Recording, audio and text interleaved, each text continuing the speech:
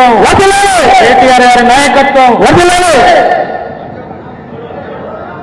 భువనగిరి గ్రాడ్యుయేట్ల సభకు అధ్యక్షత వహిస్తున్నటువంటి భువనగిరి మాజీ శాసనసభ్యులు పైల శేఖర్ రెడ్డి గారు, మన తెలంగాణ ఐటీకి ఎంతో గుర్తింపు తీసుకొచ్చి ప్రపంచవ్యాప్తంగా ఉన్నటువంటి ఐటీ ఉద్యోగులకు గర్వకారణమైనటువంటి మాజీ ఐటీ శాఖ మంత్రివర్యులు BRS working president KT Rama Rao గారు, మాజీ మంత్రివర్యులు సూర్యాపేట శాసనసభ్యులు జగదీశ్వర్ రెడ్డి గారు, మాజీ రాజ్యసభ సభ్యులు సూర్యాపేట జిల్లా అధ్యక్షులు బడుగుల లింగయ్య యాదవ్ గారు, వెంకటేశ్వర రెడ్డి గారు, జిల్లా పరిషత్ చైర్మన్ సందీప్ రెడ్డి గారు, ఇటీవల ఇదే లోక్సభ నియోజకవర్గం నుండి పోటీ చేసినటువంటి పెద్దలు క్యామా మల్లేష్ గారు, భిక్షపతి గౌడ్ గారు, గెల్లు శ్రీను గారు, తుంగ బాలు గారు, వేదిక మీద ఉన్నటువంటి ఇతర బీఆర్ఎస్ నాయకులకు, ప్రజాప్రతినిధులకు, వేదిక ముందున్నటువంటి బీఆర్ఎస్ సైనికులకు, ముఖ్యంగా భువనగిరి నలుమూలల నుండి విచ్చేసినటువంటి గ్రాడ్యుయేట్లకు, పత్రికా మిత్రులకు అందరికీ పేరు పేరున నమస్కారాలు. నల్గొండ, ఖమ్మం, వరంగల్ ఈ 3 జిల్లాలు కూడా త్యాగానికి, తెగింపుకు, తిరుగుబాటుకు కేంద్రాలు. ఇక్కడి ప్రజలు చైతన్యానికి ప్రతీకలు. అది రజాకార్ల వ్యతిరేక ఉద్యమమైనా, తెలంగాణ ఉద్యమంలో అయినా ఎంతో కీలక పాత్ర పోషించినటువంటి ప్రాంతాలు ఇవి. ఇటువంటి ఈ ప్రాంతంలో జరుగుతున్నటువంటి ఈ గ్రాడ్యుయేట్ల ఎన్నికకు ఎంతో ప్రాధాన్యత ఉన్నది, ఎంతో ప్రాముఖ్యత ఉన్నది. గ్రాడ్యుయేట్ ఎన్నికకు సాధారణ ఎన్నికకు చాలా తేడా ఉంటుంది. ఇది చాలా భిన్నమైనటువంటి ఎన్నిక. దీనికి ఎంతో ప్రత్యేకత ఉంది, దీనికి ఎంతో ప్రాముఖ్యత కూడా ఉన్నది. ఎందుకంటే ఈ ఎన్నికలో కేవలం విద్యావంతులు, మేధావులు మాత్రమే ఎంతో విజ్ఞతతోని, విచక్షణతోని, వివేకంతోని ఆలోచించి మరీ ఓట్లు వేస్తూ ఉంటారు.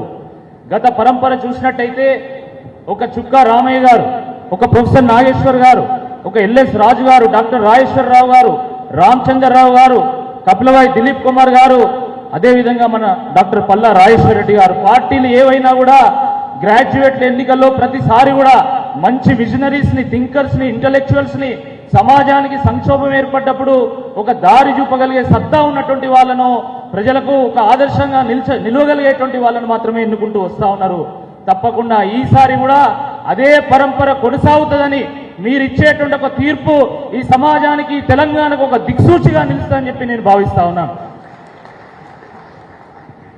మిత్రులారా, ఏ సందర్భంలో కాంగ్రెస్ పార్టీ ప్రభుత్వంలోకి వచ్చిందో మీ అందరికీ తెలుసు. అనేక హామీలు ఇవ్వడం ద్వారా, వాగ్దానాలు ఇవ్వడం ద్వారా కాంగ్రెస్ పార్టీ ప్రభుత్వంలోకి వచ్చింది. దాని గురించి వివరంగా మన పెద్దలందరూ కూడా మాట్లాడతారు. కానీ నిరుద్యోగులకు సంబంధించి మెగా డిఎస్సి వేస్తామని చెప్పి ప్రభుత్వం చెప్పింది. కానీ ఇప్పటి వరకు దాని గురించి చర్చ లేదు. జాబ్ క్యాలెండర్ రిలీజ్ చేస్తామన్నారు, దాని గురించి ప్రకటన లేదు. జాబ్ నోటిఫికేషన్స్ విడుదల చేస్తామన్నారు, ఇప్పటి వరకు దాని గురించి ఊసు లేదు. అదేవిధంగా ఏ ప్రభుత్వ పరీక్షకైనా కూడా ₹1 కూడా రిసుము తీసుకోకుండా మేము పరీక్ష నిర్వహిస్తామన్నారు. కానీ దానికి విరుద్ధంగా జరుగుతూ ఉన్నది. నిరుద్యోగ భృతి ఇస్తామన్నారు, దాని ఊసు లేదు. ఉద్యోగస్తులకు డిఏలు అన్నారు, పిఆర్సీలు అన్నారు, దాని గురించి ప్రకటన లేవు. మరి దీని గురించి ప్రశ్నించాల్సింది ఎవరని చెప్పి ఈ సందర్భంగా గుర్తు చేస్తున్నాం. ఎవరు ప్రశ్నించాలి, ఎవరు పోరాటం చేయాలి? కాంగ్రెస్ పార్టీ పెట్టినటువంటి ఎమ్మెల్సీ అభ్యర్థి వీటి గురించి ప్రశ్నించగలుగుతాడా అని చెప్పి ఈ సందర్భంగా నేను అడుగుతా ఉన్నాను. ప్రశ్నించగలుగుతాడా? కేవలం బీఆర్ఎస్ ఎమ్మెల్సీ అభ్యర్థి మాత్రమే ప్రశ్నించగలుగుతాడు, మాత్రమే పోరాటం చేయగలుగుతాడు. కాబట్టి ప్రజల పక్షాన, విద్యావంతుల పక్షాన, గ్రాడ్యుయేట్ల పక్షాన పోరాటం చేయడానికి, ప్రశ్నించడానికి, గొంతెత్తడానికి, గలమెత్తడానికి ఒక్కసారి అవకాశం ఇవ్వాల్సిందిగా ఈ సందర్భంగా మీ అందరినీ కూడా నేను విజ్ఞప్తి చేస్తా ఉన్నాను. 5 నెలలు గడిచింది. ఒక ఆయన తెల్ల లేస్తే నేను ప్రశ్నించే గొంతు, నేను ప్రశ్నించే గొంతు, నేను ప్రశ్నించే గొంతు అని డబ్బా కొట్టుకుంటున్నాం. 5 నెలల్లో నిరుద్యోగ భృతి గురించి కానీ, జాబ్ క్యాలెండర్ గురించి కానీ, జాబ్ నోటిఫికేషన్స్ గురించి కానీ, డిఏల గురించి కానీ, పిఆర్సీ గురించి కానీ, పరీక్ష రుసుముల గురించి కానీ ఒక్క ప్రశ్న అయినా వేసిందా అని చెప్పి ఈ సందర్భంగా అడుగుతున్నా. ఒక్క ప్రశ్న కూడా వేయలే. కానీ మేము నిత్యం ప్రశ్నిస్తూనే ఉన్నాం. కాబట్టి ఈ సందర్భంగా గ్రాడ్యుయేట్లందరినీ నేను అడుగుతున్నా, ప్రభుత్వాన్ని ప్రశ్నించే గొంతుగా ఉన్నా, ప్రభుత్వాన్ని ప్రశంసించే గొంతుగా ఉన్నా ఒకసారి తేల్చుకోవాల్సిందిగా కోరుతా ఉన్నాను. ప్రభుత్వాన్ని ప్రశ్నించే గొంతుగా ఉన్నా, ప్రభుత్వంలో ఉన్నటువంటి కొందరు నాయకులకు తొత్తుగా మారినటువంటి వ్యక్తిగా ఉన్నా ఒకసారి ఆలోచించాల్సిందిగా ఈ సందర్భంగా నేను కోరుతున్నాను. కేవలం ప్రశ్న మాత్రమే కాదు, సమస్య ఏర్పడ్డప్పుడు ఆ సమస్యకు పరిష్కారం చూపేటువంటి ప్రయత్నం కూడా ఒక నాయకుడు చేయాల్సినటువంటి అవసరం ఉంది. నా వంతుగా నిరుద్యోగ సమస్య మీద ఒక జాబ్ మేళా పెట్టి వరంగల్లో 692 మందికి ఒకే రోజు ఆఫర్ లెటర్ ఇప్పించడం జరిగింది, ఒకే రోజు. అదే కాదు, మరి కోచింగ్ సెంటర్లో ఫీజులు కట్టలేక ఇబ్బంది పడుతున్నటువంటి నిరుద్యోగ యువతకు నా వంతుగా కొంతనైనా సాయం చేయాలనేటువంటి ఉద్దేశంతో ఆన్లైన్ లెక్చర్స్తో కూడుకున్నటువంటి ఒక యాప్ను రూపొందిస్తే ఈరోజు వరంగల్లో ఉన్నటువంటి వేలాది మంది నిరుద్యోగ యువకులు దాన్ని వినియోగిస్తా ఉన్నారు. అదే కాదు, నేను చదువుకున్నటువంటి చదువు 10 మందికి ఉపయోగపడాలి అనేటువంటి ఉద్దేశంతో, ముఖ్యంగా నిరుద్యోగ యువతకు ఉపయోగపడాలనేటువంటి ఉద్దేశంతో నేను చాలా రెగ్యులర్గా ఈనాడు పత్రికకు సెంటర్ పేజ్లో ఎకానమీ ఆర్టికల్స్ రాసేటువంటి వాడిని. దాన్ని చూసినటువంటి ఆర్సి రెడ్డి ఇన్స్టిట్యూట్ చాలా ప్రతిష్టాత్మకమైనటువంటి కోచింగ్ సెంటర్ హైదరాబాద్లో ఉంది. వాళ్ళు తెలంగాణ ఎకానమీ మీద, ఇండియన్ ఎకానమీ మీద గెస్ట్ లెక్చర్స్ ఇవ్వమంటే నాకు ఫ్రీ టైం ఉన్న ప్రతిసారి కూడా నేను అక్కడికి వెళ్ళి ఆ నిరుద్యోగ యువత కోసము ఎకానమీ మీద నేను లెక్చర్స్ ఇచ్చేటువంటి వాడిని. కేవలం అది మాత్రమే కాదు, మొట్టమొదటిసారి తెలంగాణ వచ్చిన తర్వాత, టీఎస్పీఎస్సీ ఏర్పడిన తర్వాత తెలంగాణ ఎకానమీ మీద ఇంగ్లీష్ పుస్తకం లేదు అంటే నేను మొట్టమొదటిసారి తెలంగాణ ఎకానమీ మీద ఫస్ట్ బుక్ నేనే రచించింది. అది ఎంతో ప్రాచుర్యంలోకి వచ్చింది, చాలా మంది దాన్ని వినియోగించుకున్నారు. ఈ పుస్తకంలో ఉన్నటువంటి మెటీరియల్ నుంచి చాలా ప్రశ్నలు మన గ్రూప్ పరీక్షల్లో కూడా వచ్చినాయని చెప్పి ఈ సందర్భంగా నేను గుర్తు చేస్తా ఉన్నాను. మిత్రులారా, ఇంకొక విషయం మాత్రమే నేను చెప్పి ముగిస్తాను. నేను ఒక రైతు కుటుంబం నుంచి వచ్చినటువంటి వాడిని, నేను రైతు బిడ్డను. ఎంతో కష్టపడి నేను చదువుకొని బిట్స్ పిలానిలో అడ్మిషన్ తెచ్చుకొని నేను అక్కడ ఒక విద్యార్థి నాయకుడిగా ఎదిగి గోల్డ్ మెడల్ సాధించి దాని తర్వాత అమెరికా వెళ్ళి 7 ఏళ్ల పాటు అక్కడ పనిచేసిన తర్వాత పుట్టిన గడ్డ రుణం తీర్చుకోవాలి, ప్రజాసేవకు అంకితం కావాలనేటువంటి ఉద్దేశంతో నేను ఇక్కడికి వచ్చి చాలా ఏళ్ల పాటు వేరే పార్టీలో నేను పనిచేసి ప్రజల పక్షమై, ప్రజల గొంతుకై, ప్రజా సమస్యల మీద అనేక సందర్భాల్లో పోరాటం చేశాను. నిజాయితీగా పోరాటం చేసిన, ఎవరి మీద దుమ్మెత్తిపోయలేదు, నిజాయితీగా నేను పోరాటం చేసిన, ఆ నిజాయితీని గుర్తించినటువంటి మన కేటీఆర్ గారు, కేసీఆర్ గారు ఈ గ్రాడ్యుయేట్లందరికీ ప్రాతినిధ్యం వహించడానికి ఒక గొప్ప అవకాశం నాకు కల్పించిన వారందరికీ కూడా నేను శిరస్సు వంచి నేను ప్రత్యేకంగా ధన్యవాదాలు తెలియజేస్తున్నా. నాకంటే సమఉజ్జులు, నాకంటే శక్తి కలిగినటువంటి వాళ్ళు ఉన్నా కూడా ఇప్పుడున్నటువంటి పరిస్థితిలో నువ్వైతే బెటర్ అని చెప్పి వారు ఆశీర్వాదం ఇచ్చి, ఆశీస్సులు ఇచ్చి పంపిణీలు ఒక అవకాశం మీరు ఇచ్చినట్టయితే తప్పకుండా నేను ప్రశ్నించే గొంతుగా మీ పక్షాన నేను పోరాటం చేస్తా. నేను ఒక రైతు బిడ్డను. రైతు కడుపు మార్చుకొనైనా ఉంటాడు, చావడానికైనా సిద్ధంగా ఉంటాడు, కానీ ఆత్మగౌరవం చంపుకొని మాత్రం ఉండడు. ఆత్మగౌరవం ఎట్టి పరిస్థితిలో చంపుకోడు. కానీ ఈరోజు కాంగ్రెస్ పార్టీ ఎమ్మెల్సీ అభ్యర్థిగా ఉన్నటువంటి వ్యక్తి రైతుల గురించి ఏం మాట్లాడిండు? కేసీఆర్ గారు రైతులకు భరోసా ఇవ్వడానికి, వ్యవసాయాన్ని గట్టెక్కించడానికి, వ్యవసాయాన్ని లాభసాటిగా మార్చడానికి రైతు బంధు పెడితే ఆ రైతు బంధు ఎక్కడ పోయిందని రైతులు ప్రశ్నిస్తే రైతు బంధు గురించి అడిగితే చెప్పుతో కొడతా అన్నాడు. ఆ విషయాన్ని రైతు బిడ్డలు మర్చిపోరు. ఈరోజు గ్రాడ్యుయేట్ ఓటర్లుగా రిజిస్టర్ అయినటువంటి వాళ్ళు 70% మంది రైతులున్నారు, రైతు బిడ్డలున్నారు. వాళ్ళందరూ కూడా ఏకంగా పోతున్నారు. తప్పకుండా నువ్వు చెప్పుతో కొడతా అంటే వీళ్ళు నిన్ను ఓటుతో దెబ్బ కొడతారని చెప్పి ఈ సందర్భంగా గుర్తు చేస్తా ఉన్నాను. తప్పకుండా రైతు బిడ్డనైన నేను రైతుల యొక్క ఆత్మ గౌరవాన్ని కాపాడుతా. గ్రాడ్యుయేట్స్ అందరూ కూడా గల్లా ఎగరేసుకొని రాకేష్ రెడ్డి మా ఎమ్మెల్సీ అని చెప్పుకునేలాగా వ్యవహరిస్తే తప్ప ఎక్కడ కూడా వాళ్ళ యొక్క గౌరవాన్ని తగ్గించే విధంగా వాళ్ళు తలదించుకునేలాగా చేయనని చెప్పి తెలియజేస్తూ ఈ గొప్ప అవకాశం ఇచ్చినటువంటి బీఆర్ఎస్ మిత్రులందరికీ, గొప్ప అవకాశం ఇచ్చిన మీ అందరూ కూడా పేరు పేరున ధన్యవాదాలు. మిత్రులారా, మొన్న నేను ఒక దగ్గర మాట్లాడుతున్నటువంటి సందర్భంలో ఒక వ్యక్తి అడిగాడు, ఒక నాయకుడు, ఒక అభ్యర్థి నేను ఇది ఇస్తా అది ఇస్తా అని మాట్లాడుతున్నాడు, నువ్వేమిస్తావు అని చెప్పి నన్ను సూటిగా అడగడం జరిగింది. నేను 7 ఏళ్ల పాటు అమెరికాలో పనిచేశాను, ఎంతో కొంత సంపాదించిన, నా ఖర్చులకు పోగా మిగిలింది కూడా నేను ఇండియాకు వచ్చేటప్పుడు తీసుకొచ్చుకున్నా. కానీ ఆ డబ్బులంతా కూడా నేను పేద విద్యార్థుల కోసం, నిరుద్యోగ యువత కోసం, వాళ్ళకు అండగా నిలవడానికి, మా వరంగల్లో ఉన్నటువంటి స్మార్ట్ సిటీలో ఉన్నటువంటి స్లమ్ సిటీని దర్శించుకోవడానికి, వాళ్ళకు అండగా నిలవడానికి నేను మొత్తం ఖర్చు పెట్టిన. ఈరోజు నన్ను ఏమిస్తావంటే నా దగ్గర ఏమీ లేదు ఇవ్వడానికి, నా దగ్గర ఏమీ లేవు. నిజాయితీగా నేను పోరాడగలుగుతా, నిజాయితీగా నేను ప్రశ్నించగలుగుతా, ప్రజల పక్షంగా నేను ఉండగలుగుతా. కానీ ఒక్కటి మాత్రం నేను తప్పకుండా ఇస్తాను, నన్ను ఎమ్మెల్సీ అభ్యర్థిగా మీరు గెలిపించిన తర్వాత నాకు వచ్చేటువంటి ఆ గౌరవ వేతంలో ఉన్నటువంటి ప్రతి రూపాయి కూడా విద్యార్థి నిరుద్యోగ సంక్షేమ నిధికి చేర్చి ఆ పేద విద్యార్థుల కోసం, ఆ నిరుద్యోగుల కోసం, ఆ కోచింగ్ సెంటర్లో ఫీజులు కట్టలేకుండా ఇబ్బంది పడుతున్నటువంటి వాళ్ళ కోసం నేను ఖర్చు పెడతా. అదేవిధంగా దేవుడి దయతోని మీ అందరి ఆశీర్వాదంతో, పెద్దల ఆశీస్సులతో గెలిస్తే తప్పకుండా నాకు వచ్చేటువంటి ఎమ్మెల్సీ ఫండ్ కూడా ఈ రాష్ట్రంలో ఉన్నటువంటి నిరుద్యోగుల కోసం తప్పకుండా ఖర్చు చేస్తా. వాళ్ళ జీవితాల్లో వెలుగులు తీసుకురావడానికి నా వంతుగా ఉడతా భక్తి పాత్రను నేను పోషిస్తా అని చెప్పేసి ఈ సందర్భంగా గుర్తు చేస్తూ, ఇంత గొప్ప అవకాశాన్ని నాకు కల్పించినటువంటి భువనగిరి ప్రజలందరికీ, అదేవిధంగా మా నాయకత్వాన్ని అందరికీ కూడా నేను పేరు పేరున ధన్యవాదాలు తెలియజేస్తూ, జై తెలంగాణ, జై తెలంగాణ, జై భారత్. Thank you. చాలా మూడో నెంబర్లో నా పేరు రాసి ఉంటుంది. బ్యాలెట్ పేపర్ మీద 3వ నెంబర్లో ఏనుగుల రాకేష్ రెడ్డి అని రాసి ఉంటుంది. దాని పక్కన ఒక బాక్స్ ఉంటుంది. ఆ బాక్స్లో నిలువు గీత గీయండి, అంటే మొదటి ప్రాధాన్యత ఓటు మాత్రమే వేయండి అని చెప్పి ఈ సందర్భంగా మీ అందరికీ కూడా విజ్ఞప్తి చేస్తున్నాను. ధన్యవాదాలు. Thank you. అందరికీ ఇంకో విషయం ఏంటంటే, గ్రామాల నుంచి వచ్చిన నాయకులందరూ కూడా మన పట్టభద్రులు ఉన్నారు. మన గ్రామాల్లో ఆల్రెడీ లిస్టు కూడా ప్రతి గ్రామం డివైడ్ చేయడం జరిగింది. ఆ లిస్టు కూడా పార్టీ అధ్యక్షుల వారికి ఇవ్వడం జరిగింది. మీరందరి గ్రామాల్లో ఆ లిస్టు తీసుకొని ఇప్పుడు వచ్చిన వాళ్ళు పట్టభద్రులు కాకుండా ఇంకెవరైనా ఉంటే కూడా ఇంటి పక్క కూర్చున్న మీరు అందరూ కూడా రిలేషన్స్ ఉంటారు కాబట్టి మీరందరూ కూడా 100% ఒక మంచి వ్యక్తికి, ఏంటంటే ఓటు అనేది ఒక మంచి వ్యక్తి రాకేష్ రెడ్డి గురించి చెప్పింది అందరూ. మనందరూ గతంలో కూడా చూసినాం, టీవీలలో డిబేట్ అప్పుడు చాలామంది తెలిసిన వ్యక్తే.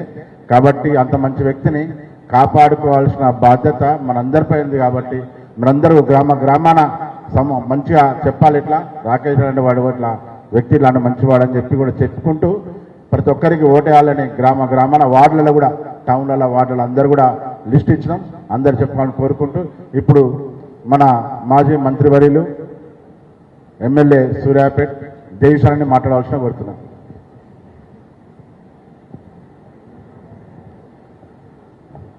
వరంగల్, ఖమ్మం, నల్గొండ జిల్లాల పట్టభద్రుల శాసనమండలి నియోజకవర్గం నుండి బీఆర్ఎస్ పార్టీ అభ్యర్థిగా పోటీ చేస్తున్న రాకేష్ రెడ్డి గారి ప్రచార కార్యక్రమంలో భాగంగా ఈరోజు భువనగిరిలో ఏర్పాటు చేసిన ఈ కార్యక్రమానికి అధ్యక్ష వహిస్తున్న మిత్రులు భువనగిరి మాజీ శాసనసభ్యులు పైల శేఖర్ రెడ్డి గారు, కార్యక్రమ ముఖ్య అతిథి పెద్దలు తెలంగాణ రాష్ట్ర ఐటీ పురపాలక శాఖ మాజీ మంత్రివర్యులు, బీఆర్ఎస్ పార్టీ రాష్ట్ర కార్యనిర్వాహక అధ్యక్షులు కేటీఆర్ గారికి, వేదికపై ఉన్న పెద్దలు మాజీ ఎంపీ గారు, మాజీ శాసనసభ్యులు, మిగతా జడ్పీ చైర్మన్ గారు వెంకటేశ్వర రెడ్డి గారు, వేదిక మీద ఉన్న ప్రజాప్రతినిధులు, మాజీ ప్రజాప్రతినిధులు, బీఆర్ఎస్ పార్టీ సీనియర్ నాయకులు, ఈ కార్యక్రమంలో అయితే పెద్ద ఎత్తున హాజరైన గ్రాడ్యుయేట్ మిత్రులు, మీడియా మిత్రులందరికీ నా నమస్కారాలు. ఈ ఎన్నిక ఇవాళ ఇది ఒక ప్రత్యేకమైన సమయంలో జరుగుతున్న ఎన్నిక. శాసనసభ ఎన్నికలు జరిగి 5 నెలలైంది. 5 నెలల క్రితం ఏమేమి హామీలు ఇచ్చి ఇవాళ ఏం పనిచేస్తుందో ఈ ప్రభుత్వం మనం చూసినాం. కేంద్ర ప్రభుత్వం గత 10 సంవత్సరాలుగా ఎటువంటి దుర్మార్గాలు చేసిందో, వాళ్ళకున్న అధికారాన్ని కేవలం ప్రత్యర్థుల్ని అణచివేయడానికి, ప్రత్యర్థి పార్టీల్ని లేకుండా చేయడానికి, మొత్తం ప్రభుత్వ రంగ సంస్థల్ని ఎట్లా నిర్వీర్యం చేసిందో, ఇతర పార్టీల నాయకుల్ని, ముఖ్యమంత్రుల్ని, మంత్రుల్ని తీసుకుపోయి ఏ రకంగా దుర్మార్గంగా జైళ్ళలో పెట్టిందో అక్రమ పద్ధతుల్లో చూసినాం మనం. 10 సంవత్సరాలు బీజేపీ కేంద్ర ప్రభుత్వం ఆ పని తప్ప ఇంకొక పని చేయలేదు. ఈ దేశంలో బీజేపీ వచ్చిన తర్వాత నిరుద్యోగం పెరిగిపోయింది, ఆకలి పెరిగిపోయింది. ఇవాళ 40 కోట్ల మంది భారతీయులు ఒకటే పూట అన్నం తిని రెండో పూట పస్తులు పడుకుంటున్నారు అంటే మోడీ సిగ్గుపడాలి, కేంద్ర ప్రభుత్వాన్ని బీజేపీ పార్టీ సిగ్గుపడాలి. ఇవాళ ఎన్నికల్లో ప్రజలకు సంబంధం లేని అంశాలని మాట్లాడుతూ పాకిస్తాన్ దొక్కేసినాం, పాకిస్తాన్ భిక్ష పట్టుకునే పరిస్థితులు ఉంది అని మాట్లాడుతున్నాడు ఒక ప్రధానమంత్రి. అంటే ఎంత సిగ్గుమాలిన చర్య. పక్క దేశం అడక తినాలని కోరుకుంటాడు ఎవడైనా మనిషి అనేవాడు, ప్రత్యేకించి హిందూ ధర్మాన్ని ఆచరించే వాళ్ళు అటువంటి దుర్మార్గమైన ఆలోచన ఎప్పుడు కూడా చెయ్యరు. కేవలం ప్రజల్ని మోసం చేయడానికి, ప్రజల్లో యువకుల్లో అర్థం లేని సెంటిమెంట్ రెచ్చగొట్టడానికి చేసే ప్రయత్నం తప్ప ఇంకొకటి కాదు. మనం చూసినాం 10 ఏళ్లుగా ఎప్పుడు పాకిస్తాన్తో పంచాయతీ లేదు, బంగ్లాదేశ్తో పంచాయతీ లేదు, ఇంకోటితో పంచాయతీ లేదు మనకు. కానీ ఎన్నికలు రాగానే ఇటువంటి గుర్తు చేసి 10 ఏళ్ళు రాముడి పేరు మీద మోసం చేసిండ్రు. తేలిపోయింది ఉత్తరాదిలో. వీళ్ళు చెప్పిందంతా అవుతుంది, అబద్ధ మాటలే తప్ప ఇంకోటి కావు, మనకు అన్నం పెట్టలే కడుపు నిండలే అని చెప్పి అర్థమైంది. ఇవాళ దాని నుంచి బయటపడడానికి ఇంకొక కొత్త నాటకం మొదలుపెట్టిండు మోడీ. ఇవాళ మోడీ పార్టీ అభ్యర్థి కూడా ఇక్కడ ఉన్నాడు, బీజేపీ అభ్యర్థి కూడా ఇక్కడ ఉన్నాడు. ఏం చేసిండ్రో, ఈ రాష్ట్రానికి ఏం చేసిండ్రో, దేశానికి ఏం చేసిండ్రో, ఈ 3 జిల్లాలకు ఏం చేసిండ్రో చెప్పాల్సిన బాధ్యత వాళ్ళ పైన ఉంది. కాంగ్రెస్ పార్టీ కూడా వచ్చిన ఈ 5 నెలల కాలంలో కేవలం కేసులు ఎట్లా పెట్టాలి, ఏం చేయాలి, అవతల పార్టీలు ఏం చేయాలని ఆలోచన తప్ప, గ్రామాలలో ఎవరైనా ప్రశ్నిస్తే సోషల్ మీడియా ద్వారా మా ఊర్లో మంచినీళ్ళు లేవు అంటే తీసుకుపోయి జైలు పెట్టడం, పోలీసులతో కొట్టేయడం, రైతులు మాకు నీళ్లు వస్తలేవు అని అడిగితే రైతులు జైలు పెట్టడం, ఒట్టుకునే అంటే లాఠీ ఇవ్వడం, ఆఖరికి ఉద్యోగస్తులు ఎన్నికల డ్యూటీ చేసి మా జీతం మా డిఏ ఇవ్వండి సరిగ్గా అంటే కూడా లాఠీలతో కొట్టించే పని తప్ప 5 నెలలుగా పోలీసులు జైలు లాఠీలు ముచ్చడం తప్ప ఇంకొక ముచ్చట మాట్లాడలే ఇవాళ కాంగ్రెస్ ప్రభుత్వం కూడా.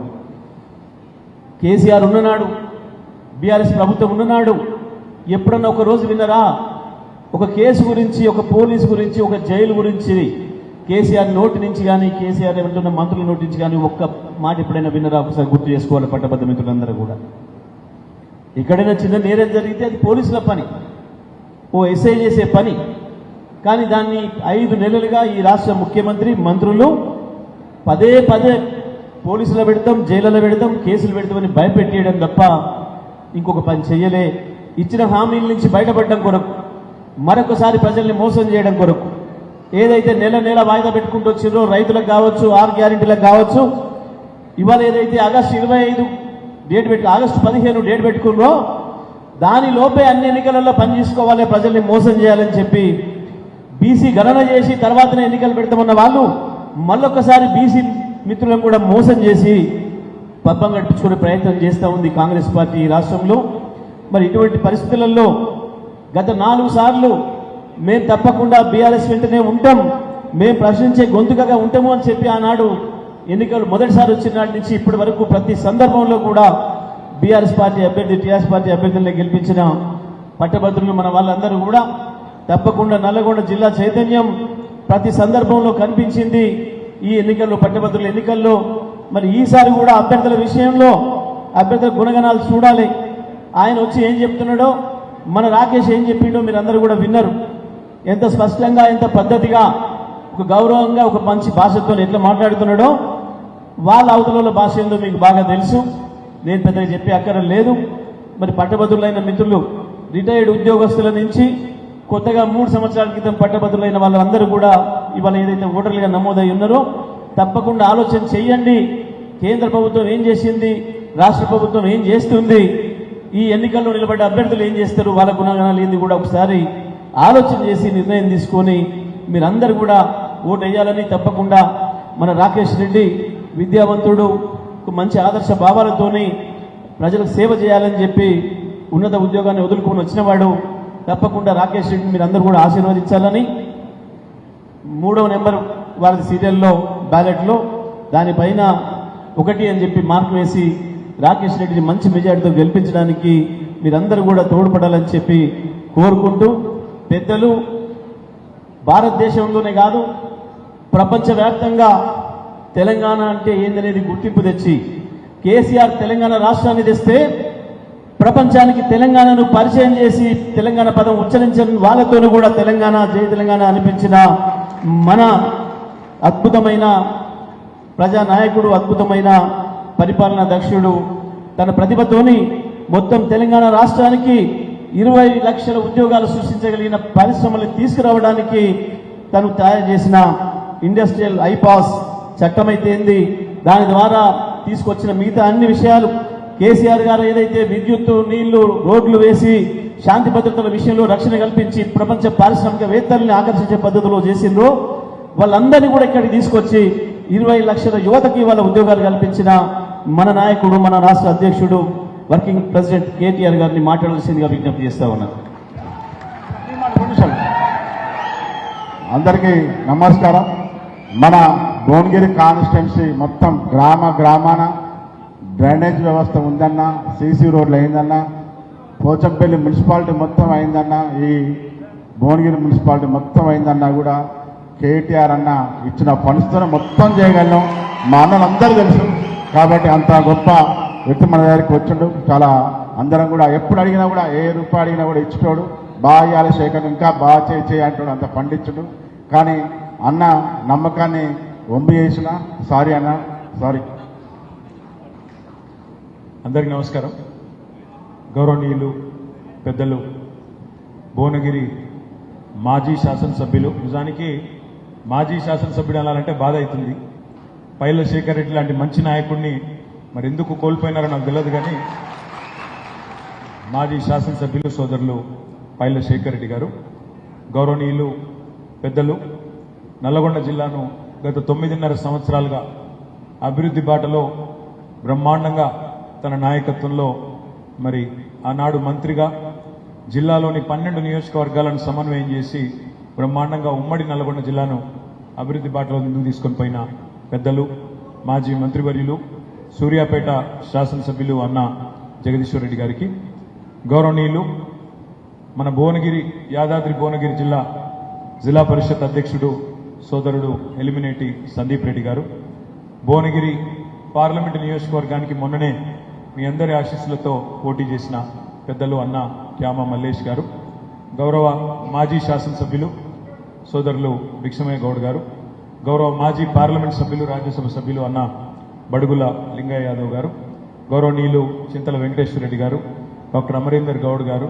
అదేవిధంగా దయాకర్ రెడ్డి గారు, మాడుగుల ప్రభాకర్ రెడ్డి గారు, ఇంకా వేదిక పైన ఉన్న మా తమ్ముడు బీఆర్ఎస్ విద్యార్థి విభాగం అధ్యక్షుడు గెల్లు శ్రీనివాస్ యాదవ్ గారు, తుంగ బాలు గారు, అదేవిధంగా ఆకుల ప్రభాకర్ గారు, నరేందర్ రెడ్డి గారు, వెంకట కిషన్ గారు, ఇంకా వేదిక పైన ఉన్న నాయకులందరికీ పేరు పేరున నేను ఎవరెవరి పేర్లు మిస్ అయినో వాళ్ళ మనుషుల్నే తిట్టుకొని బయటకు తిట్టకొని జరా.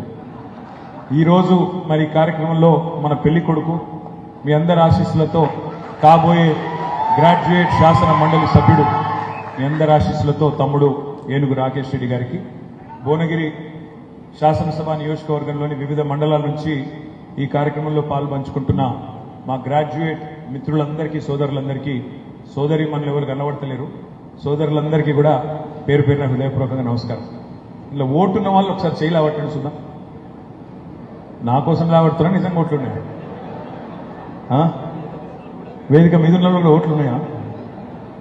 థ్యాంక్ యూ కూర్చో. ముందుగా మిత్రులందరికీ నమస్కారం. ఒక్క భువనగిరి శాసనసభ నియోజకవర్గ పరిధిలోనే దాదాపు 13,000 పైచిలకు గ్రాడ్యుయేట్ ఓటర్లు నమోదు చేసుకొని ఉన్నారు. నేను మీ అందరితోని ప్రార్థన, ఇక్కడ హాల్లోనేమో దాదాపు 1,500-2,000 మంది ఉన్నారు, కానీ మరి మొత్తం శాసనసభ నియోజకవర్గ పరిధిలో 13,000 మంది ఉన్నారు. ముందుగా నేను శేఖర్ రెడ్డి గారిని, వేదిక పైన ఉన్న నాయకులందరితో నా ప్రార్థన, నా విజ్ఞప్తి, సమయం ఎక్కువ లేదు. 27 నాడు పోలింగు, 25 నాడు ప్రచారం చివరి రోజు. దయచేసి మీతో ప్రార్థన ఏంటంటే, తమ్ముడు రాకేష్ రెడ్డి అభ్యర్థి, కానీ 3 జిల్లాల పరిధిలో ఎన్నిక, 34 నియోజకవర్గాల పరిధిలో ఎన్నిక, 4,73,000 మంది ఓటర్లు, 34 నియోజకవర్గాలు.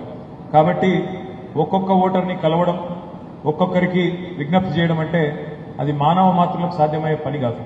దయచేసి శేఖర్ అన్నతో, వెంకటేశ్వర రెడ్డి గారితో, ప్రభాకర్ అన్నతో, అమరేందర్ గౌడ్ గారితో, అదేవిధంగా మా సోదరులందరితో కూడా, భువనగిరి నియోజకవర్గ నాయకత్వం మొత్తంతో కూడా నా ప్రార్థన, రాబోయే 5-6 రోజుల పాటు ఈ 13,000 మంది ఓటర్లకి మనం బాధ్యత తీసుకొని మండలాల వారీగా ఓటర్ లిస్టు ముందు పెట్టుకొని గ్రామాల వారీగా వాళ్ళను కలిసి విజ్ఞప్తి చేయాల్సిన బాధ్యత మనది, మనందరిది. దయచేసి మీరు ఆ బాధ్యత తీసుకోవాలని చెప్పి నేను భువనగిరి నాయకత్వానికి ముందుగా హృదయపూర్వకంగా వినమ్రంగా విజ్ఞప్తి చేస్తా ఉన్నాను. పోటీ చేసే అభ్యర్థి ఒక్కడు కావచ్చు, కానీ మనందరం పోటీలో ఉన్న అభ్యర్థులుగానే భావించి మనం రాబోయే వారం రోజులు దయచేసి కష్టపడదాం. మొన్న పార్లమెంట్ ఎన్నికల్లో ఎట్లా అయితే క్యామ మల్లేష్ గారి కోసం మీరందరూ కూడా తిరిగినారో, అదేవిధంగా తమ్ముడు రాకేష్ రెడ్డి గారిని కూడా ఈ ఎమ్మెల్సీ ఎన్నికల్లో మీ అందరి సహకారంతో మంచి ఓట్లు సాధించాలని చెప్పి కూడా ప్రార్థిస్తా ఉన్నాం. అయితే ముందుగా మనందరం అర్థం చేసుకోవాల్సింది, ఏదైనా ఒక రాష్ట్రంలో ఈ 2 సభలు ఉంటాయి. ఒకటి శాసనసభ, రెండవది శాసన మండలి. అదేవిధంగా పార్లమెంట్ కనుక మీరు చూసినట్టయితే లోవర్ హౌస్ అప్పర్ హౌస్ అంటారు. లోవర్ హౌస్ లోక్సభ అయితే అప్పర్ హౌస్ రాజ్యసభ. అసలు ఎందుకు రెండు సభలు ఎందుకు ఉండాలి? శాసనసభ శాసన మండలి వేరువేరుగా ఎందుకు ఉండాలి అంటే ఒక చెక్ అండ్ బ్యాలెన్స్ ఉండాలి సిస్టంలో బ్యాలెన్స్ ఉన్నప్పుడే ప్రభుత్వం అనేది పద్ధతిగా నడుస్తుంది. లేకపోతే అప్పుడప్పుడు ప్రభుత్వాలు నియంతృత్వ పోకడలు అనుసరించినా, ప్రభుత్వాలు కొంత ఏకపక్షంగా పోయినా వాటికి చెక్ పెట్టాలంటే, వాటి యొక్క నియంతృత్వ పోకడలను ఎదుర్కోవాలంటే అప్పర్ హౌస్ కూడా ఉండాలని ఒక మంచి ఆలోచనతోనే రాజ్యాంగంలోనే మనకు అప్పర్ హౌస్ అనే ఒక నిబంధన తీసుకొని వచ్చినారు. దానిలో భాగంగానే వచ్చింది మన దగ్గర కూడా శాసన మండలి. శాసనసభకు శాసన మండలికి తేడా ఏంటంటే శాసనసభలో ఉండే 119 నియోజకవర్గాలకేమో డైరెక్ట్గా ప్రజలు ఓట్లేస్తారు. గెలిచిన వాళ్ళు శాసనసభకు వస్తారు, మీకు తెలుసు. శాసన మండలిలో దానికి భిన్నంగా 4 రకాలుగా అక్కడ శాసన మండలి అభ్యర్థుల ఎంపిక జరుగుతుంది. ఒకటి, గెలిచిన ఎమ్మెల్యేలు కొంతమందికి శాసన మండలికి అభ్యర్థులను ఎంపిక చేసే అవకాశం ఉంటుంది. ఇప్పుడు నేను జగదీష్ అన్న ఎమ్మెల్యేలు కాబట్టి మాకు కూడా కొంతమంది శాసన మండలిని అభ్యర్థులను ఎంపిక చేసే ఓటర్లం మేమవుతాం. దాని తర్వాత ఇంకొక విభాగం ఏముంటుందంటే గవర్నర్ గారు కొంతమందిని నామినేట్ చేసే అవకాశం ఉంటుంది. కొంతమంది సమాజంలో లబ్ధ ప్రతిష్ఠులైన వ్యక్తులు, పెద్దవాళ్ళు, ఉన్నత చదువులు చదివిన వాళ్ళు శాసన మండలిలో ఉండడం వల్ల, అప్పర్ హౌస్లో ఉండడం వల్ల రాష్ట్రానికి మేలు జరుగుతుంది, దేశానికి మేలు జరుగుతుంది అనుకుంటే అట్లాంటి వారిని నామినేట్ చేసే అవకాశం ఉంటుంది. మూడో కేటగిరీ టీచర్ ఎమ్మెల్సీ. టీచర్లు తమ సమస్యలు నివేదించడానికి, తమ సమస్యలను ప్రస్తావించడానికి టీచర్ కాన్స్టిట్యున్సీలు ఉన్నాయి. 3 టీచర్ కాన్స్టిట్యున్సీలు ఉన్నాయి. 3 జిల్లాలకు ఒకటి చొప్పున. వాటికి టీచర్లే ఓటర్లు. 4వ కేటగిరీ విద్యావంతుల సమస్యలు. చదువుకున్న విద్యావంతుల సమస్యలను, గ్రాడ్యుయేట్ల సమస్యలను, అంటే ఉపాధి కల్పనకు సంబంధించి కానీ, ఉద్యోగాలకు సంబంధించి కానీ, లేదా ఆల్రెడీ ఉద్యోగంలో ఉంటే సర్వీస్ పరమైన సమస్యలు కానీ, వీటన్నిటినీ లేవనెత్తడానికి ఒక మంచి గొంతు, మంచి వ్యక్తి అక్కడ ఉండాలనడానికి ఈ 4వ కేటగిరీ. ఇవాళ తమ్ముడు రాకేష్ రెడ్డి గారు పోటీ చేస్తున్న గ్రాడ్యుయేట్ కేటగిరీ ఆ కేటగిరీలో ఉంటుంది. మొత్తం కౌన్సిల్లో ఇంకో కేటగిరీ కూడా ఉంది, లోకల్ బాడీ ఎమ్మెల్సీ. అంటే ఎంపీటీసీలు, జెడ్పీటీసీలు, కౌన్సిలర్లు తమ తమ బాధలు, సమస్యలు ప్రభుత్వం దృష్టికి తీసుకొని రావడానికి లోకల్ బాడీ ఎమ్మెల్సీని కూడా ఎంపిక చేసే అవకాశం ఇంకో కేటగిరీ కూడా ఉంది. మొత్తంగా 5 కేటగిరీల్లో శాసన మండలిలో అభ్యర్థులు ఉంటారు. మొత్తం 40 మంది ఎమ్మెల్సీలు ఉన్నారు ఈరోజు మన శాసన మండలిలో. నేను మీ అందరినీ ప్రార్థించేది ఏంటి అంటే, మనం ఎవరికి ఓటేస్తున్నాము అనేది పార్టీతో పాటు అభ్యర్థి గుణగణాలు కూడా తప్పకుండా చూడవలసిన బాధ్యత, తప్పకుండా ఒకసారి ఆలోచించి ఓటు వేయాల్సిన బాధ్యత విద్యావంతులుగా మనందరి మీద కూడా ఉంటుంది. ముందుగా ఈ నల్లగొండ, ఖమ్మం, వరంగల్ ఈ 3 జిల్లాల్లోని గ్రాడ్యుయేట్ సోదరులందరికీ ముందుగా నేను హృదయపూర్వకంగా ధన్యవాదాలు తెలియజేస్తా ఉన్నా. ఎందుకంటే 4 పర్యాయాలు ఎన్నిక జరిగింది ఈ కాన్స్టిట్యున్సీ ఏర్పడ్డప్పటి నుంచి. 4 సార్లు ఎలక్షన్ జరిగింది. 4ంటికి 4 సార్లు గులాబీ కండు అనే ఎగిరే విధంగా తీర్పునిచ్చిన మీకు హృదయపూర్వకంగా నేను ధన్యవాదాలు తెలియజేస్తా ఉన్నాను. మొదటి 2 సార్లు ఆనాడు కపిలవాయి దిలీప్ కుమార్ గారిని ఎమ్మెల్సీగా మీరే గెలిపించినారు ఉద్యమ టైంలో.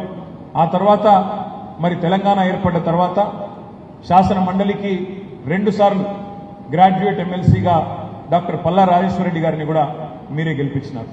మరి ఈరోజు తమ్ముడు విద్యావంతుడు, బిట్స్ పిలానీలో ఎంఎస్ చేసిన ఒక ఉన్నత విద్యావంతుడు, పిలానీలో విద్యాభ్యాసం చేయడమే కాకుండా తాను ఒక సామాన్య రైతు కుటుంబం, వరంగల్ పక్కనే వర్ధనపేట నియోజకవర్గంలో వంగపహాడ్ అనే ఊరుంటుంది. ఆ ఊరిలో ఒక సామాన్య రైతు కుటుంబం నుంచి వచ్చిన మొదటి తరం నాయకుడు తమ్ముడు రాకేష్ రెడ్డి, మీలో ఒకడు. అందులోంచి వచ్చిన తమ్ముడు చదువుకున్నాడు, సొంతంగా విద్యాభ్యాసం కూడా బిట్స్ పిలానీలో ఏ పైరవి లేకుండా మంచి మార్కులు సంపాదించి బిట్స్ పిలానీలో సీట్ సంపాదించుకున్నాడు. బిట్స్ పిలానీలో గోల్డ్ మెడల్ సాధించిన తర్వాత అక్కడి నుంచి అమెరికాలో దాదాపు 7 సంవత్సరాలు ఉద్యోగం చేసింది.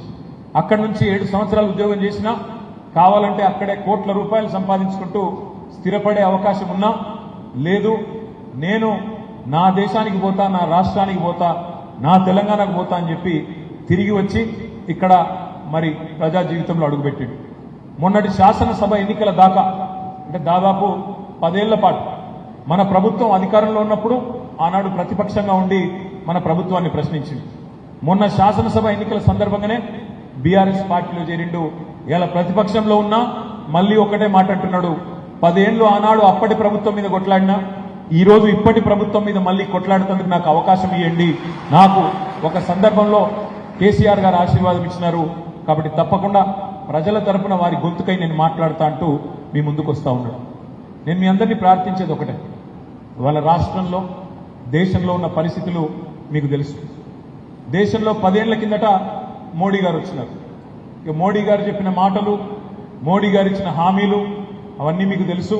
ఎన్నెన్ని ముఖ్యంగా విద్యావంతులకు సంబంధించి ఎన్ని మాటలు చెప్పినో మీకు యాదికుండాలి. సంవత్సరానికి 2 కోట్ల ఉద్యోగాలు ఇస్తా అన్నారు. 10 ఏళ్లలో 20 కోట్ల ఉద్యోగాలు దేశానికి వచ్చి ఉండాలి. మేక్ ఇన్ ఇండియా అన్నారు, డిజిటల్ ఇండియా అన్నారు, స్టార్టప్ ఇండియా అన్నారు, స్టాండప్ ఇండియా అన్నారు. స్టాండప్ ఇండియానే కాదు, విదేశాల నుంచి అమెరికా వాళ్ళే వచ్చి భారతదేశం ముందు మన పౌరసత్వం కోసం, మన దేశం వీసా కోసం లైన్లు కట్టే పరిస్థితి తీసుకొస్తా, నన్ను ప్రధానమంత్రి చేయమన్నారు. ఇంకా చాలా చెప్పారు. రైతుల ఆదాయం డబల్ చేస్తా 2022 సంవత్సరం కల్లా అన్నారు. బుల్లెట్ రైళ్లు ఉరికిస్తా అన్నారు. అట్లా చాలా ఉన్నాయి చెప్పిన మాటలు. కానీ 10 ఏళ్లలో జరిగిందేంది నిజంగా అని ఆలోచిస్తే జరిగింది పెద్దగా ఏం లేదు. ముఖ్యంగా ఈ దేశంలోని సామాన్యులకు ఒరిగిందేమీ లేదు. రైతు బిడ్డలు మీరందరూ కూడా తమ్ముడు రాకేష్ రెడ్డి గారు చెప్పినట్టు నాకు తెలిసి బహుశా ఈ హాల్లో కూర్చున్న వాళ్ళలో 95-99% రైతు బిడ్డలే అయి ఉంటారు, లేదా రైతు కుటుంబం నుంచి వచ్చిన వాళ్ళే అయి ఉంటారు. మీరు దయచేసి ఒక మాట ఆలోచించమని చెప్పి నేను కోరుతా ఉన్నాను. రైతుల ఆదాయం డబల్ చేస్తానని చెప్పిన నరేంద్ర మోడీ గారు నిజంగా ఈ దేశంలో ఎక్కడన్నా ఒక్క రైతు ఆదాయం అయినా డబల్ అయిందా? దయచేసి మీరు గుండె మీద చేసుకుని ఆలోచించి చెప్పండి అని నేను కోరుతా ఉన్నాను. మాట్లాడితే ఎందుకు ఓటేయాలయ్యా నీకు మోడీ గారు మీ క్యాండిడేట్లకు అంటే వాళ్ళు చెప్పేది ఒకటే, నువ్వు ప్రశ్నిస్తే మా కాజీపేట కోచ్ ఫ్యాక్టరీ ఏమైంది, బయ్యారం ఉక్కు కర్మాగారం ఏమైంది, ఎందుకు తెలంగాణకు విద్యా సంస్థలు ఇయ్యరు అని అడిగితే సమాధానం రాదు. కానీ ఒకటే ఒకటి వాళ్ళు చెప్పేది, మేము గుడి కట్టినాం కాబట్టి మాకు ఓటేయండి.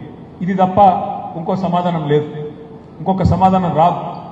మరి గుడి మనం కూడా కట్టినాం, ఎక్కడో కాదు మీ భువనగిరి పక్కనే బ్రహ్మాండంగా యాదాద్రి ఆలయాన్ని అపురూపంగా 1000 ఏళ్ల పాటు నిలిచిపోయే విధంగా నిర్మించిన నాయకుడు మన నాయకుడు కేసీఆర్ గారు.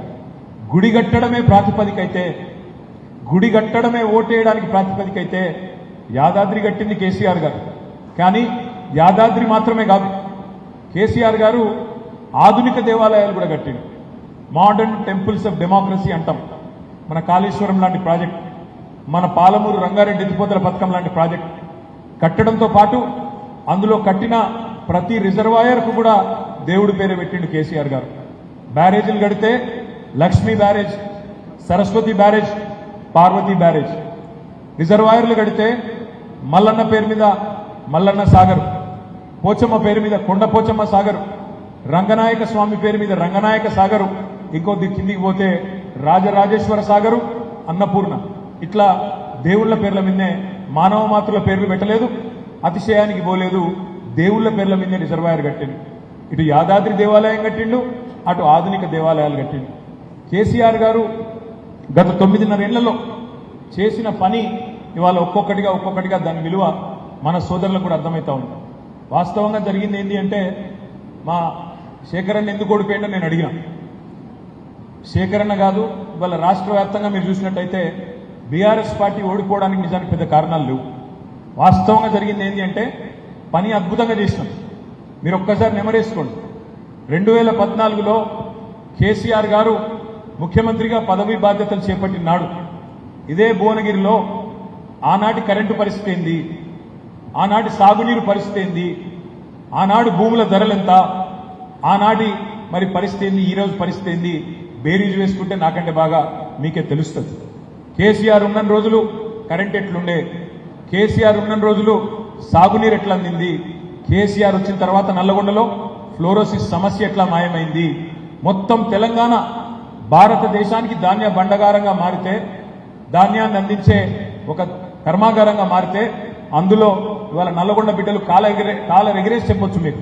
ఏమని, దేశం మొత్తానికి బువ్వ పెడుతున్నది మా తెలంగాణ అయితే మొత్తం తెలంగాణలో అత్యధికంగా వరి పండించిన జిల్లా నల్లగొండ జిల్లా అని చెప్పి వాళ్ళ నల్లగొండ బిడ్డలు గర్వంగా చెప్పుకునే స్థాయికి తీసుకొచ్చింది కేసీఆర్. ఉమ్మడి నల్లగొండను 3 జిల్లాలు చేసింది కేసీఆర్. అధికార వికేంద్రీకరణలో భాగంగా యాదాద్రి భువనగిరి ఒక జిల్లా, సూర్యాపేట మరొక జిల్లా, నల్లగొండ జిల్లా ఎట్లాగుంది. ఒక్క గవర్నమెంట్ మెడికల్ కాలేజీ లేని ఉమ్మడి నల్లగొండ జిల్లాకి 3 మెడికల్ కాలేజీలు పెట్టిన ఘనత కూడా కేసీఆర్ ప్రభుత్వానిదే. ఫ్లోరోసిస్ సమస్యను శాశ్వతంగా పరిష్కరించింది కేసీఆర్ ప్రభుత్వం. భారతదేశంలోనే అతిపెద్ద విద్యుత్ ఉత్పత్తి కేంద్రం గౌరవ మంత్రి జగదీశ్వర్ రెడ్డి గారి నాయకత్వంలో ఆనాడు, ఈరోజు మీరు చూసే ఉంటారు పేపర్లలో వార్త, మొదటి 1600 మెగావాట్ల కమిషన్ అయింది దామరచెర్లలోని యాదాద్రి విద్యుత్ ఉత్పత్తి కేంద్రంలో అని. అట్లాంటి అద్భుతమైన అల్ట్రా మెగా పవర్ ప్రాజెక్టు కట్టింది కేసీఆర్ గారి నాయకత్వంలో. ఉమ్మడి నల్లగొండ జిల్లా అత్యధికంగా వరి పండించే స్థాయికి మొత్తం భారతదేశంలో ఏదైనా ఒక జిల్లా ఉంది అత్యధికంగా వరి పండించే జిల్లా అంటే ఆ స్థాయికి చేరింది కేసీఆర్ గారి పరిపాలనలోనే. కానీ ఓడిపోయినాం. 12 సీట్లుంటే 11 సీట్లు ఓడిపోయాను. మీరు అడగొచ్చు, మరి అన్న మీరు అన్ని పనులు చేసింటే ఎందుకు ఓడిపోయిందో అని. ఎందుకు ఓడిపోయినామో కూడా మీతో వివరంగా పంచుకోవాల్సిన బాధ్యత మా మీద ఉంది. 2 కారణాలు. ఒకటి, చేసిన పని మేము సరిగ్గా చెప్పుకోలేదు. ఒక్క మెడికల్ కాలేజీ లేని నల్లగొండకు 3 మెడికల్ కాలేజీలు ఇచ్చినాం, కానీ ఆ విషయాన్ని ఇంటింటికి చెప్పుకోలేకపోయినాం.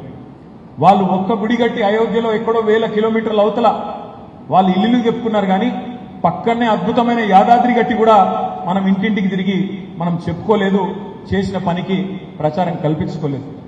భారతదేశంలోనే అతి పెద్దదైన విద్యుత్ ఉత్పత్తి కేంద్రం మీ నల్లగొండ జిల్లాలోనే, మీ మిర్యాలగూడలోనే కట్టుకున్నాం, కానీ దాన్ని నల్లగొండ బిడ్డలకు కూడా సమర్థవంతంగా చెప్పుకోలేకపోయినాం. రెండో కారణం, కొన్ని వర్గాలను తెలుసో తెలియకనో దూరం చేసుకున్నాం. ఏ ఉద్యోగులైతే, ప్రభుత్వ ఉద్యోగులైతే మరి మాతో పాటు సకల జనుల సమ్మెలో పాల్గొని పెన్ డౌన్ చేసి ఆనాడు ఉద్యమంలో మాతో పాటు ప్రభుత్వంతో, ఆనాటి అప్పటి కాంగ్రెస్ ప్రభుత్వంతో పోరాడిన వాళ్ళు ఉన్నారో వాళ్లకు మేము సంతోషపడ్డాం. 73% జీతాలు పెంచినాం కదా, 73% వాళ్లకు ఫిట్మెంట్ ఇచ్చుకున్నాం కదా, జీతాలు కేంద్ర ప్రభుత్వ ఉద్యోగుల కంటే ఎక్కువ జీతాలు ఇచ్చుకుంటున్నాం కదా అని మేము సంబరపడ్డాం. కానీ మొదటి తారీఖు మాకు జీతం రాలేదని వాళ్ళు బాధపడ్డారు. అది ప్రత్యర్థులు ప్రచారం చేసిండ్రు. దాంతో ఒక సెక్షన్ ఆఫ్ ఉద్యోగులు దూరమైంది. నిరుద్యోగులు మా తమ్ములు ఒకవైపు ప్రభుత్వ రంగంలో 2 లక్షల ఉద్యోగాలు ఇచ్చుకున్నాం. 2 లక్షలు 9.5 ఏళ్లలో భారతదేశంలోని ఏ రాష్ట్రం కూడా, నేను ఎన్నికల సమయంలో కూడా రాహుల్ గాంధీ గారిని సవాల్ చేసిన, బీజేపీ వాళ్ళని అడిగిన, భారతదేశంలో ఒక్క రాష్ట్రం చూపెట్టండి, 10 ఏళ్లలో 2 లక్షల ఉద్యోగాలు ఇచ్చిన ఒక్క రాష్ట్రం చూపెట్టండి, ఇచ్చిస్తే నేను పోటీ నుంచి తప్పుకుంటాను కూడా సవాల్ చేసిన, సమాధానం రాలేదు. కానీ మేము చెప్పుకోలేకపోయినాం. 2 లక్షల ఉద్యోగ నియామకాలు జరిగినాయి అనే మాట చెప్పుకోలేకపోయినాం. కానీ ప్రత్యర్థులు బలంగా వాళ్ళకుండే సోషల్ మీడియా ఛానళ్లలో ఏం చెప్పినారు, అసలు ఉద్యోగాలు ఇయ్యలేదు, పేపర్ లీక్ అయింది, ఇదైంది అదైంది అని చెప్పి జరిగిన పనిని కూడా మొత్తంగా తప్పుదోవ పట్టించి ఇవాళ స్వల్ప తేడాతో ఓడిపోయినాం. నేను మీ అందరినీ ప్రార్థించేది ఒకటే, ఆలోచించమని కోరేది కూడా ఒకటే. రేవంత్ రెడ్డి గారు, ఆయన ప్రభుత్వం, ఆయన పార్టీ ఎన్నికలకు ముందు ఏం చెప్పింది, అలా ఏం చేస్తున్నది ఒక్కసారి ఆలోచించండి. మీరందరూ రైతు బిడ్డలు. ఏమన్నారు రేవంత్ రెడ్డి గారు, నేను ముఖ్యమంత్రి అయితా ఉన్నా, డిసెంబర్ 9 నాడు నేను ముఖ్యమంత్రి కాగానే మొట్టమొదటి సంతకం పెడతా 2 లక్షల రుణమాఫీ మీద. మీరు ఎవరెవరైతే లోన్ తెచ్చుకోలేదో ఇప్పటిదాకా అర్జెంటుగా బ్యాంకుకు వండి, ఎంబడే వండి 2 లక్షల రుణం తెచ్చుకోండి, నేను సంతకం పెడతా, నా బాధ్యత రుణమాఫీ చేస్తా అన్నాడు. మరి డిసెంబర్ 9 పోయింది, జనవరి 9 పోయింది, ఫిబ్రవరి 9 పోయింది, మార్చి 9 పోయింది, ఏప్రిల్ 9 పోయింది, మే 9 కూడా పోయింది. తొందరలోనే జూన్ 9, 6 నెలలు కూడా నిండబోతా ఉంది. మరి మనం ప్రశ్నించాల్సిన అవసరం లేదా? ప్రభుత్వాన్ని అడగాల్సిన అవసరం లేదా? ఒక రైతు బిడ్డగా మళ్ళీ మోసపోదామా? ఆలోచించమని చెప్పి నేను కోరుతా ఉన్నాను. ఒకసారి ఎవరైనా మనల్ని మోసం చేస్తే అది వాడి తప్పవుతుంది, మోసం చేసినోడు తప్పవుతుంది. కానీ రెండవసారి కూడా అదే వ్యక్తి చేతిలో మళ్ళా మనం మోసపోతే తప్పు మనదైతుంది. దయచేసి గుర్తుపెట్టుకోమని మా రైతు బిడ్డలైన మా అన్నదమ్ములందరూ నేను మనస్ఫూర్తి కోరుతా ఉన్నాను. ఎన్ని మాటలు చెప్పిండ్రు, ఒక రుణమాఫీ మాత్రమే కాదు, కేసీఆర్ గారు రైతు బంధు ఇస్తున్నాడు, నేను రైతు భరోసా ఇస్తా, కేసీఆర్ 10,000 ఇస్తే నేను 15,000 ఇస్తా అన్నాడు. మరి 15,000 పడ్డాయా లేదా నాకంటే బాగా మీకే తెలుసు. 15,000 కాదు కదా, కేసీఆర్ గారు ఇచ్చిన 10,000 కూడా దిక్కులేదు. కేసీఆర్ గారి టైంలోనేమో రైతు నాట్లేసేటప్పుడు రైతు బంధు పడుతుండే, రైతు బంధు పడుతుండే. కానీ కాంగ్రెస్ ప్రభుత్వంలో రైతు ఓట్లేసేటప్పుడు రైతు బంధులు వేసే ఒక ఆలోచన తీసుకొచ్చింది వాళ్ళు. నాట్లేసేటప్పుడేమో దిక్కులేదు, ఓట్లేసేటప్పుడు మాత్రం రైతు బంధు చేసే ప్రయత్నం చేసి రైతులను ఆగం చేసే ప్రయత్నం చేస్తూ ఉన్నారు. అదేవిధంగా వ్యవసాయ రైతు కూలీలకు నెలకు 1,000 రూపాయలు ఇస్తా అన్నాడు. కౌలు రైతులకు రైతు భరోసా అన్నాడు. కేసీఆర్ ఓన్లీ భూస్వాములకు ఇస్తుండు, నేను కౌలు రైతులకు కూడా ఇస్తా అన్నాడు, రైతు కూలీలకు కూడా ఇస్తా అన్నాడు. ఒక్కటంటే ఒక్క హామీ నెరవేరిందా ఆలోచించండి. మా మహిళా సోదరి మనలకు చెప్పినారు, నెలకు 2,500 ఇస్తామన్నారు 18 ఏళ్లు నిండిన ఆడబిడ్డలందరికీ. మరి 1,67,00,000 మంది ఉన్నారు. 18 ఏళ్లు నిండిన ఆడబిడ్డలు తెలంగాణలో 1,67,00,000 మంది ఉన్నారు. వాళ్ళ తరపున రేపు మాట్లాడాలన్నా, ప్రశ్నించాలన్నా, గలమెత్తాలన్నా దమ్మున్నవాడు ఉండాలి, ప్రశ్నించేవాడు ఉండాలి తప్ప ప్రశంసించేవాళ్ళు కాదు. ఇవాళ కొత్తగా ఒక ప్రభుత్వం వచ్చింది తెలంగాణలో, అలవి కాని హామీలు ఇచ్చి వచ్చింది. మరి వాళ్ళకి కావాల్సింది శాసన మండలిలో, ఇంతకుముందే నేను విజ్ఞప్తి చేసినట్టు శాసనసభ శాసన మండలి రెండు ఎందుకుంటాయంటే, శాసనసభ ఏమైనా ఏకపక్షంగా పోయినా శాసన మండలిలో ప్రశ్నించే గొంతుండాలన్న ఉద్దేశంతోనే శాసన మండలిని పెట్టుకున్నాం. ఇవాళ కావాల్సింది అధికార స్వరాలు కాదు, ఇవాళ కావాల్సింది ధిక్కార స్వరాలు, ప్రశ్నించే గలం, గట్టిగా కొట్లాడే గలం, అవసరమైతే గల్లా పెట్టి అడిగే, గల్లా పట్టుకుని అడిగే దమ్మున నాయకుడు కావాలి. ఇవాళ ఒక విద్యావంతుడు తమ్ముడు రాకేష్ రెడ్డి రూపంలో మనకు అవకాశం ఉంది. ఇంకొక మాట కూడా నేను మిమ్మల్ని అడుగుతా ఉన్నా. రేవంత్ రెడ్డి గారు చెప్పినారు, నేను 2 లక్షల ఉద్యోగాలు ఇస్తా మొదటి సంవత్సరంలో అన్నాడు. ప్రభుత్వ ఉద్యోగాలు 2 లక్షలు ఇస్తా అన్నాడు. కానీ ఎంత సిగ్గులేని వ్యవహారం ఉంది వాళ్ళ రేవంత్ రెడ్డి గారిది, కాంగ్రెస్ పార్టీది అంటే మీరు చూస్తున్నారు. మందికి పుట్టిన పిల్లలు కూడా మా పిల్లలని చెప్పుకునే బాపత్ వీళ్ళు. కేసీఆర్ ప్రభుత్వంలో ఇచ్చిన 30,000 ఉద్యోగాలకు, కేసీఆర్ ప్రభుత్వంలో చేసిన నియామకాలకు ఈయన కాగితాలు ఇచ్చుకుంటా ఇవి నేను ఇచ్చిన ఉద్యోగాలని చెప్తున్నాడు. నేను అడుగుతా ఉన్నా మా తమ్ముళ్ళని, మీరు ఆలోచించమని కోరుతా ఉన్నా. ఉద్యోగ నియామకాలు చేయాలంటే నోటిఫికేషన్ ఇవ్వాలి, పరీక్ష పెట్టాలి, ఇంటర్వ్యూ ఉంటే ఇంటర్వ్యూ చేయాలి, ఆ తర్వాత ఉద్యోగ నియామకం ఇస్తే అది నువ్వు ఇచ్చిన ఉద్యోగం అవుతుంది. మరి రేవంత్ రెడ్డి గారు నీ ప్రభుత్వం వచ్చినాక ఎన్ని నోటిఫికేషన్లు ఇచ్చినావు, ఇప్పటికీ ఎన్ని వేల ఉద్యోగాలకు నోటిఫికేషన్లు ఇచ్చినావు? ఇచ్చిండా ఒక్కటన్నా? ఒక్కటి ఇచ్చిండు, అది కూడా గ్రూప్ 1. మనము 560 అంటే ఇంకొక 60 కలిపి ఇచ్చినట్టున్నాడు, గది ఒక్కటే ఇచ్చిండు ఇప్పటి వరకు. జాబ్ క్యాలెండర్ అన్నాడు, క్యాలెండర్కు అతి లేదు గతి లేదు. 6 నెలలు కావస్తున్నది, ఈ నెల 9 వస్తే, జూన్ నెల 9 వస్తే 6 నెలలు నిండుతుంది, ఇప్పటిదాకా అతి గతి లేదు. 2 లక్షల ఉద్యోగాలను ఇస్తా మొదటి సంవత్సరం అన్నాడు. మరి ఇప్పటిదాకా కాలయాపన చేసిండు, ఎలక్షన్ కోడ్ వస్తుందని తెలుసు ఆయనకు, తెలిసి కూడా కాలయాపన చేసుకుంటూ టైం పాస్ చేసుకుంటూ నెట్టుకొస్తా ఉన్నాడు. కేసీఆర్ ప్రభుత్వం ఇచ్చిన 30,000 ఉద్యోగాలను నేనిచ్చినా అని చెప్పి పచ్చి అబద్దాలను విద్యావంతులకు కూడా చెప్పి నమ్మించే ప్రయత్నం చేస్తా ఉన్నాడు. అందుకే ఆలోచించండి. ఇంకొక మాట కూడా నేను అడుగుతా ఉన్నా. ఆనాడు బీఆర్ఎస్ ప్రభుత్వం ఉన్నప్పుడు మనం ఒక 5,000 ఉద్యోగాలతో డిఎస్సి ప్రకటన ఇస్తే ఇదే రేవంత్ రెడ్డి గారు అన్నారు, 5,000 ఉద్యోగాలంటే ఇది డిఎస్సి కాదు, ఇది పూర్తిగానే కాదు, 21,000 ఖాళీలున్నాయి, వెంటనే 21,000 ఖాళీలకు నోటిఫికేషన్ ఇవ్వాలని చెప్పి రేవంత్ రెడ్డి గారు మాట్లాడారు. కానీ మొన్న వార్త వచ్చింది, ఆయన ప్రభుత్వం నిర్ణయం తీసుకున్నది, మనం ఇచ్చిన 5,000 ఉద్యోగాలకు మరొక 5,000 ఉద్యోగాలు కలిపి 10,000 ఉద్యోగాలకు నోటిఫికేషన్ ఇవ్వాలని ఆలోచన చేస్తున్నది అని చెప్పి వార్త వచ్చింది. ఈయననే కదా చెప్పింది, మొట్టమొదటి క్యాబినెట్లోనే మెగా డిఎస్సి అనౌన్స్ చేస్తా, మొదటి క్యాబినెట్లో అన్నాడు. మరి ఇప్పటికి ఎన్ని క్యాబినెట్లు అయినాయి? మరి అడిగేటోడు ఉండొద్దా? క్వశ్చన్ చేసేటోడు ఉండొద్దా? ప్రశ్నించేటోడు, రేపు నిలదీసేటోడు, మా గొంతు పెరిగేటట్టు, మాకు శక్తి సమకూరేటట్టు, మాకు ఒక మంచి నాయకుడు తోడు మీరు అందజేస్తే తప్పకుండా శాసన మండలిలో కూడా ప్రశ్నించే అవకాశం ఉంటుంది. ప్రశ్నలు సంధించడమే కాదు, సమస్యలు పరిష్కారం చేసేటోడు కూడా కావాలి. ఇదే రేవంత్ రెడ్డి ప్రభుత్వం చెప్పింది, మేము విద్యార్థుల దగ్గర ఫీజులు వసూలు చేయకుండా రేపటి రోజున పోటీ పరీక్షలు పెడతామని చెప్పింది. టెట్ పరీక్షకు మనం ఉన్నప్పుడు 400 రూపాయలు ఫీజు ఉండే. ఇదే రేవంత్ రెడ్డి గారి పార్టీ మేనిఫెస్టోలో చెప్పింది, ఫ్రీగా పెడతాం, ఫ్రీగానే అన్ని పోటీ పరీక్షలు నిర్వహిస్తామని చెప్పినారు. కానీ ఇలా ఏం చేస్తున్నారు? 400 రూపాయలున్న పరీక్ష ఫీజును ఇవాళ 2000 రూపాయలు చేసింది రేవంత్ రెడ్డి ప్రభుత్వం. అంటే మాటలు ఒక లెక్క, చేతలు మరో లెక్క. ఓడ మీద ఉన్నప్పుడు ఓడమల్లన్న, ఒడ్డుకెక్కినాక అధికారంలోకి వచ్చినాక బోడమల్లన్న అన్నట్టు ఇవాళ మళ్ళొక్కసారి గ్రాడ్యుయేట్ల నోట మట్టి కొట్టే ప్రయత్నం రేవంత్ రెడ్డి ప్రభుత్వం చేస్తా ఉన్నది. ఇవాళ నిలబడ్డ అభ్యర్థులను కూడా దయచేసి మీరు చూడండి. ఒకవైపేమో బిట్స్ పిలానీలో గోల్డ్ మెడల్ సాధించిన అభ్యర్థి మీ ముందు మీ ప్రతినిధిగా నిలబడ్డాడు. తెలంగాణ ఉద్యమ పార్టీకి ప్రతినిధిగా తమ్ముడు రాకేష్ రెడ్డి ఉన్నాడు. మరి మరొక వైపు ఎవరున్నారో కూడా మీరు ఆలోచించండి. బ్లాక్ మెయిల్ రాజకీయాలు, తెల్లారు లేస్తే టీవీలలో పైశాచిక ఆనందం కోసం ముఖ్యమంత్రి అని కానీ ఇంకోటని కానీ చూడకుండా నోటికొచ్చిన బూతులు తిట్టుడు, బెదిరించుడు, దందాలు చేసుడు, ఇట్లాంటి దిక్కుమాలిన దివాలా కోరు పనిచేసే మరి అభ్యర్థి ఇవాళ కాంగ్రెస్ పార్టీ అభ్యర్థిగా మీ ముందున్నారు.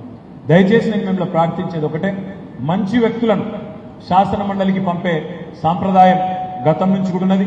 గతంలో ఇదే నియోజకవర్గం నుంచి మీరు పల్లా రాజేశ్వరరెడ్డి లాంటి నాయకుడిని, ఉన్నత విద్యావంతుడిని, ఒక PhD చేసిన ఆయనని పంపినారు. అంతకంటే ముందు దిలీప్ కుమార్ గారిని పంపినారు, ఆయన కూడా ఉన్నత విద్యావంతుడు. ఇవాళ మరొక ఉన్నత విద్యావంతుడు, సంస్కారం ఉన్నవాడు, మీ తరపున మాట్లాడే సత్తా ఉన్నవాడు రాకేష్ రెడ్డి రూపంలో మీ ముందుకు వచ్చినారు. దయచేసి మిమ్మల్ని ప్రార్థించేది ఇవాళ ఇది ఒక రాకేష్ రెడ్డి గారి ఎన్నిక మాత్రమే కాదు. సరే, పార్లమెంట్ ఎన్నికల్లో, మొన్న జరిగిన పార్లమెంట్ ఎన్నికల్లో కూడా మీ ఆశీర్వాదం మాకు తప్పకుండా లభించిందని అనుకుంటా ఉన్నాం. అదేవిధంగా శాసనసభ ఎన్నికల్లో కూడా మీరు స్వల్ప తేడాతో ఇక్కడ భువనగిరిని మనం కోల్పోయినా తప్పకుండా రేపటి రోజున శేఖర్ రెడ్డి గారి మీద అభిమానం ఉన్న వాళ్ళు కానీ, పార్టీ మీద అభిమానం ఉన్న వాళ్ళు కానీ రాబోయే వారం రోజుల పాటు దయచేసి మీరే అభ్యర్థి అన్నంతగా దయచేసి మీరు సీరియస్గా తీసుకోవాలి. ఒక్కొక్కరు 10 మందికి చెప్పాలి. ఇది భిన్నమైన ఎన్నిక. ఇది ఆడ గుర్తుండదు, సింబల్ ఉండదు, కారు గుర్తుండదు. ఈ ఎన్నికల్లో 3వ నంబర్లో ఏనుగుల రాకేష్ రెడ్డి పేరుంటుంది. రాకేష్ రెడ్డి పేరు పక్కన మనం వెంకటేశ్వర స్వామి నిలువు నామం లెక్క ఒకటే గీత, ఇట్లా పొడుగు గీత గీయాలి. నంబర్ 1 ఒకటే గీయాలి. ప్రథమ ప్రాధాన్యత ఓటు మాత్రమే వేయండి. ఒకటే, single and only priority, only preference vote ఒకటే వేయండి. కేసీఆర్ గారికి, మన పార్టీకి బలం ఇవ్వండి. తప్పకుండా శాసన మండలిలో విద్యావంతుల గొంతు వినబడే విధంగా మీరందరూ ఆశీర్వదించాలని మనస్ఫూర్తిగా కోరుకుంటూ, మరి తమ్ముడు రాకేష్ రెడ్డి గారికి 27 నాడు మీ ఆశీర్వాదం ఉంటుందని చెప్పి బలంగా నమ్ముతూ, జై తెలంగాణ.